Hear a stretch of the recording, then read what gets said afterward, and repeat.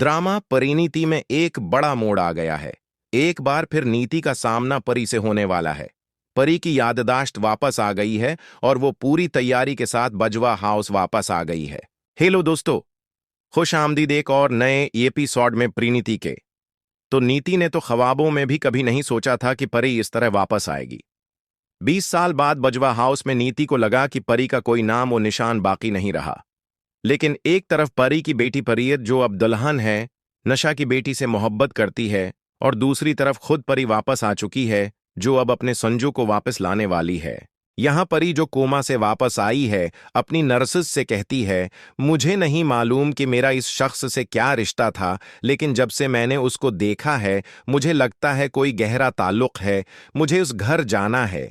यकीनन उस खानदान में कोई तो होगा जो मुझे मेरी हकीकत बताएगा, और वो सब सच जो मेरे साथ 20 साल पहले हुआ सामने आएगा।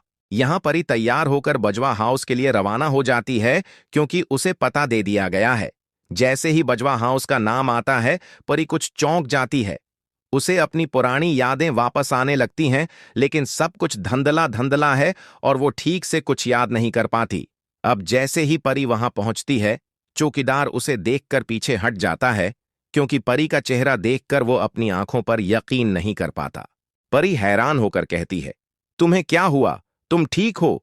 तो वो जल्दी से कहता है, मैं ठीक हूं। आप यहां क्या कर रही हैं? ये सुनकर परी कहती है, क्या तुम मुझे जानते हो? चौकीदार हैरत से परी को देखता है। फिर वो सोचता है कि शायद ये परी मैडम की हमशक्ल है। असल परी मैडम नहीं है, और वो उसे अंदर जाने की इजाजत दे देता है। जैसे ही परी दरवाजे से अंदर दाखिल होती है, उसे अपनी पुरानी यादें याद आने लगती हैं। लेकिन सब कुछ धंधला है, इसलिए वो आगे बढ़ जाती है। अब जैसे ही परी आगे बढ़ती है, सब लोग उसे देखने लगते हैं। पमिता जी, गरविंदर बीबी, ये सब खवातीन, और अब नीति भी हैरत से उसे देखती रह जाती हैं कि ये कौन है और कैसे अंदर आ रही है, बिल्कुल परी की तरह।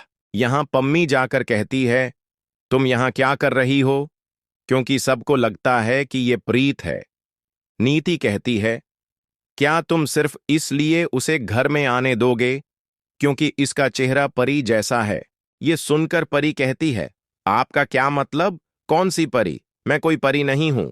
लेकिन यहां पम्मी ताई जी उसे गले लगा लेती है और हैरत से कहती है, बेटा, लगता है तुम्हें कुछ याद नहीं।